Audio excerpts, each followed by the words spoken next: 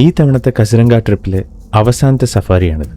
ഒരേ ഒരു തവണയാണെങ്കിലും ടൈഗറിന്റെ സൈറ്റിംഗ് കിട്ടിയ ബുറാപഹാർ റേഞ്ചിലേക്ക് തന്നെയാണ് നമ്മൾ ഇന്നും പോകുന്നത്.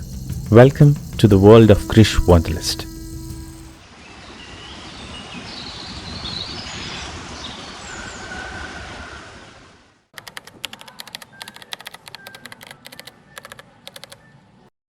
സഫാരിക്ക് കയറിയ അല്പസമയത്തിനുള്ളിൽ ആദ്യം നമുക്ക് കിട്ടിയത് ഒരു റൈനോയുടെ അറ്റാക്കാണ്.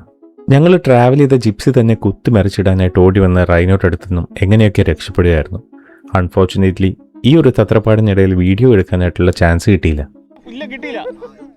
അധികം മുന്നോട്ട് പോകേണ്ടി വന്നില്ല. ഒരു കൂട്ടം ആന സൈഡിൽ നിൽക്കുന്നുണ്ടായിരുന്നു. ഇവരുടെ പുറകിൽ കാണുന്നതാണ് എലിഫന്റ് ഗ്രാസ് എന്ന് വിളിക്കുന്ന ആനപ്പുല്ല്. ഏകദേശം 15 അടിയോളം ഹൈറ്റ് വരാറുണ്ട് ആനപ്പുല്ലിന്. കസിരംഗയുടെ നല്ലൊരു ഭാഗം ആനപ്പുല്ല് കാരണം മറഞ്ഞു നിൽക്കുന്ന ഒരു പ്രദേശമാണ്. ഒരു ആന നിന്നാൽ പോലും അറിയാൻ പറ്റാത്ത അത്ര ഹൈറ്റിലുള്ള ആനപ്പുല്ല് ഇവിടുത്തെ അനിമൽ ഡെൻസിറ്റി കൂടാനുള്ള കാരണങ്ങളിൽ ഒന്നാണ്.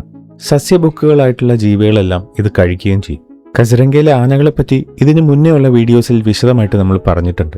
ഈ കാടിനെക്കുറിച്ചും ഇവിടെയുള്ള അനിമൽസിനെ കുറിച്ചും കൂടുതൽ അറിയാൻ താല്പര്യമുണ്ടെങ്കിൽ ഈ സീരീസിലെ മറ്റുള്ള വീഡിയോസ് കാണാൻ മറക്കണ്ട.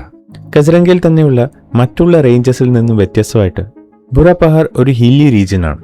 അതിൻ്റെതായ ഒരു ഭംഗി നമുക്കിവിടുത്തെ ലാൻഡ്സ്കേപ്പിലും കാണാനായിട്ട് പറ്റുന്നുണ്ട്.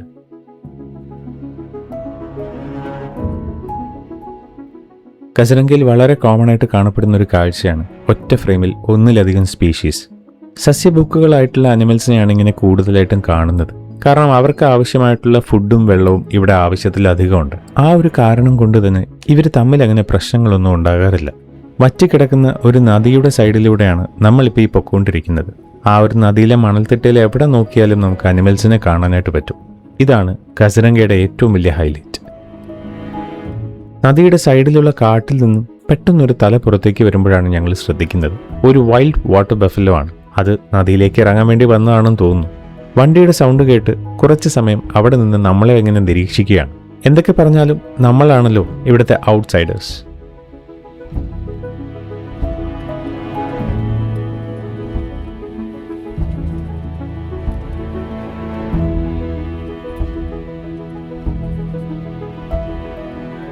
ഇന്ത്യയിൽ കാണപ്പെടുന്ന ഒരേ ഒരു എയ്പ്പായിട്ടുള്ള ഹൂലോഗ് ഗിബോൺസിനെ കാണാൻ പറ്റുന്ന സ്ഥലം കൂടിയാണ് ബുറാപഹാർ. ഞങ്ങൾക്ക് പക്ഷേ അവരുടെ സൈറ്റിംഗ് കിട്ടിയത് റോഡ് സൈഡിൽ നിന്നാണ്. അതാണ് ആസാമിലെ കസിരംഗ ഫോറസ്റ്റിന്റെ പ്രത്യേകത.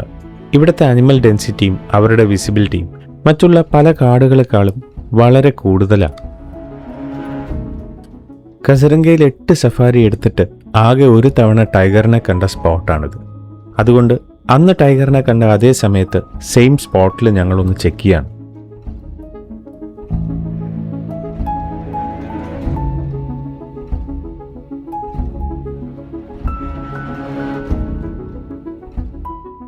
ബുറാപഹാർ റേഞ്ചിൽ ടൈഗറിന്റെ പ്രസൻസ് ഉണ്ടെന്നുള്ള ഇൻഫർമേഷൻ ഞങ്ങൾക്ക് കിട്ടി. പക്ഷേ എവിടെയാണെന്നുള്ളതിന് പ്രോപ്പറായിട്ടൊരു ഇൻഫർമേഷൻ ഇതുവരെ വന്നിട്ടില്ല. ഒരു ദിവസം മുന്നേ ഉള്ള സഫാരിയിൽ നേരത്തെ നിന്ന സ്പോട്ടിൽ വെച്ചാണ് നമ്മൾ ടൈഗറിനെ കണ്ടത്. പക്ഷേ അവിടെ തന്നെ വീണ്ടും കാണണമെന്നില്ലല്ലോ. അതുകൊണ്ട് ഞങ്ങൾ ഒന്ന് സെർച്ച് ചെയ്യാൻ ഇറങ്ങിയതാണ്.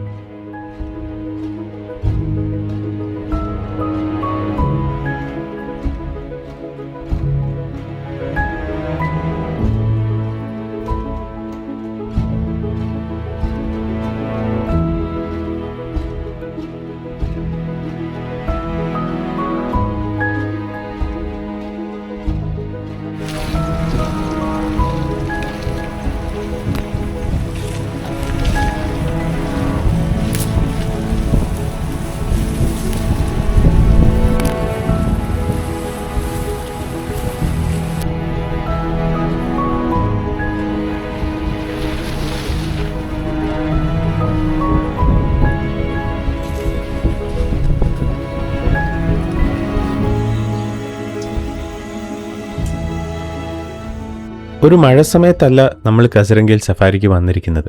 പക്ഷെ ഇവിടെ ഉണ്ടായിരുന്ന ഒരു 4 ദിവസത്തിനുള്ളിൽ പലതവണ മഴ പെയ്തിട്ടുണ്ട്. അതുകൊണ്ട് തന്നെ കാടിന്റെ പല ഭാഗങ്ങളിലേക്കും നമുക്ക് പോകാനായിട്ട് സാധിച്ചിട്ടില്ല. ശരിക്കുമുള്ള മൺസൂൺ സീസണിൽ ഈ കാട് മുഴുവൻ വെള്ളത്തിനടിയിലാകാറുണ്ട്.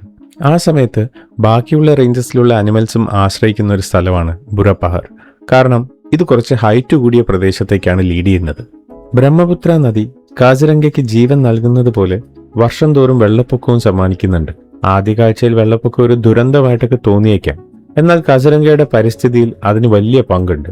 വെള്ളപ്പൊക്കം പുതിയ മണ്ണ് കൊണ്ടുവരുന്നു, പുൽമേടുകൾ പുതുക്കുന്നു, ചതുപ്പ് നിലങ്ങൾക്ക് ജീവൻ നൽകുന്നു. ഇത് വനത്തിന്റെ സ്വാഭാവികമായിട്ടുള്ള ഒരു സൈക്കിളിന്റെ ഭാഗമാണ്.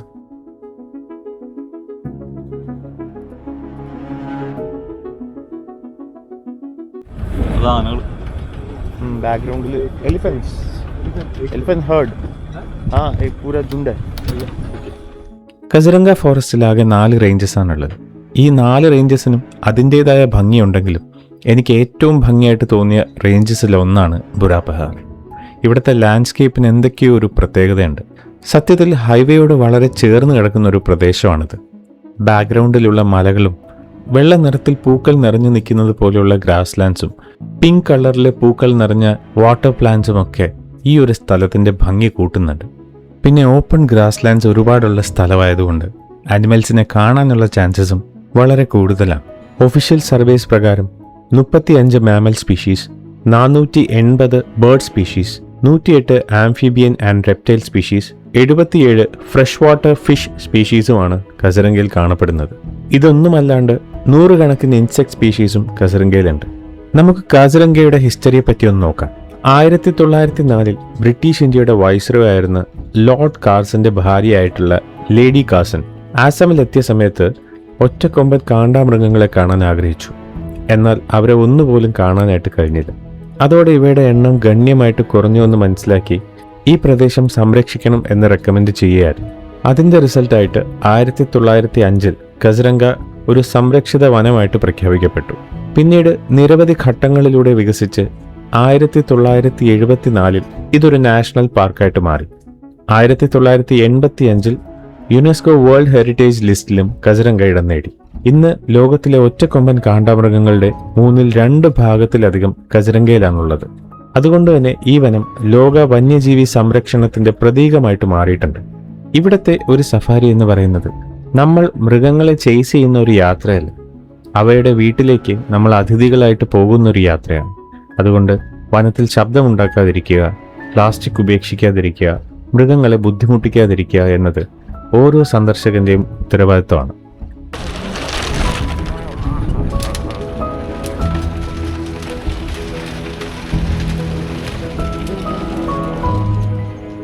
കാസിരംഗ ഇന്ന് ഒരുപാട് ചലഞ്ചസും നേരിടുന്നുണ്ട്. വേട്ടയാടൽ, കാലാവസ്ഥാ വ്യതിയാനം, മനുഷ്യ വന്യജീവി സംഘർഷം, ആവാസ വ്യവസ്ഥയുടെ മാറ്റം എന്നിവ പ്രധാന പ്രശ്നങ്ങളാണ്.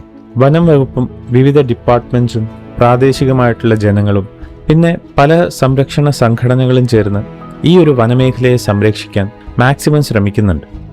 ലോകത്തിന് കാസിരംഗ നൽകുന്ന മെസ്സേജ് വളരെ സിമ്പിളാണ്.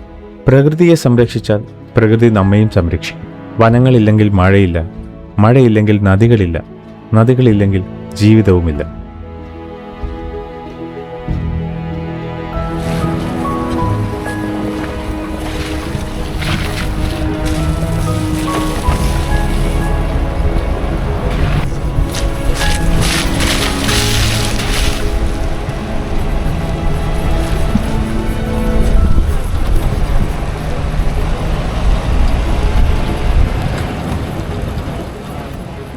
കാസിരംഗ ഒരു വിനോദസഞ്ചാര കേന്ദ്രം മാത്രമല്ല, അത് പ്രകൃതിയുടെ ഒരു സർവകലാശാലയാണ്. ഒരുമിച്ച് എങ്ങനെ നിലനിൽക്കാമെന്ന് പഠിപ്പിക്കുന്ന ഒരു ജീവിക്കുന്ന പാഠപുസ്തകമാണ്. അതുകൊണ്ട് ജീവിതത്തിൽ ഒരിക്കലെങ്കിലും കാസിരംഗ സന്ദർശിക്കാനുള്ള അവസരം ലഭിച്ചാൽ അതൊരിക്കലും നഷ്ടപ്പെടുത്തരുത്. സഫാരി കഴിഞ്ഞ് പുറത്തേക്ക് ഇറങ്ങുന്ന സമയത്ത് തന്നെ കിട്ടിയ ഒരു കാഴ്ചയാണ് ഈ 2 മലമുഴക്കി വേഴാമ്പൽ, ദ ഗ്രേറ്റ് ഇന്ത്യൻ ഹോൺബിൽ. കേരളത്തിൽ ധാരാളം കണ്ടുവരുന്ന ഒരു പക്ഷിയാണിത്. മോണോഗോമസ് ആയിട്ടുള്ള ഈ പക്ഷികൾ മിക്കവാറും ഇണകളുമായിട്ട് ചേർന്നാണ് കാണപ്പെടാറ്.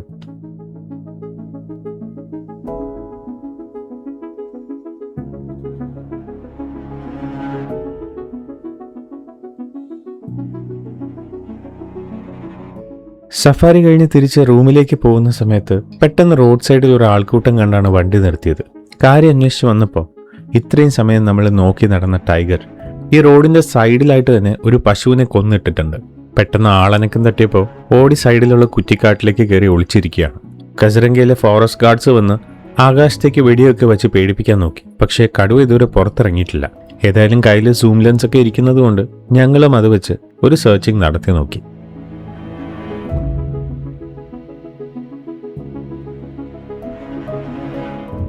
കാണ്ടാമൃഗത്തിനെയും ഹോഗ് ഡിയറിനെയും സ്വാം ഡിയറിനെയൊക്കെ കണ്ടെങ്കിലും ടൈഗറിന്റെ മാത്രം പോട്ടി പോലുമില്ല കണ്ടുപിടിക്കാൻ.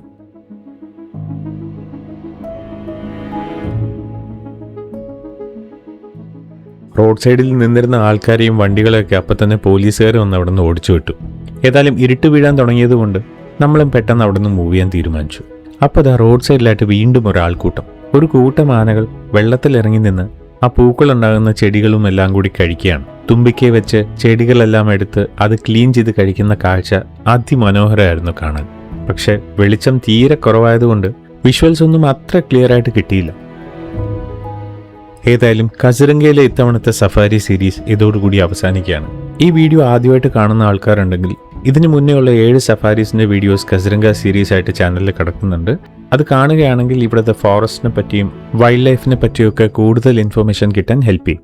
എപ്പോഴും പറയുന്നത് പോലെ വീഡിയോ ഇഷ്ടപ്പെട്ടിട്ടുണ്ടെങ്കിൽ ലൈക്ക് ചെയ്യാനും ഷെയർ ചെയ്യാനും സബ്സ്ക്രൈബ് ചെയ്യാനും ഒന്നും മറക്കില്ല എന്ന് വിശ്വസിക്കുന്നു. See you soon with the next one. Until then, adios amigos.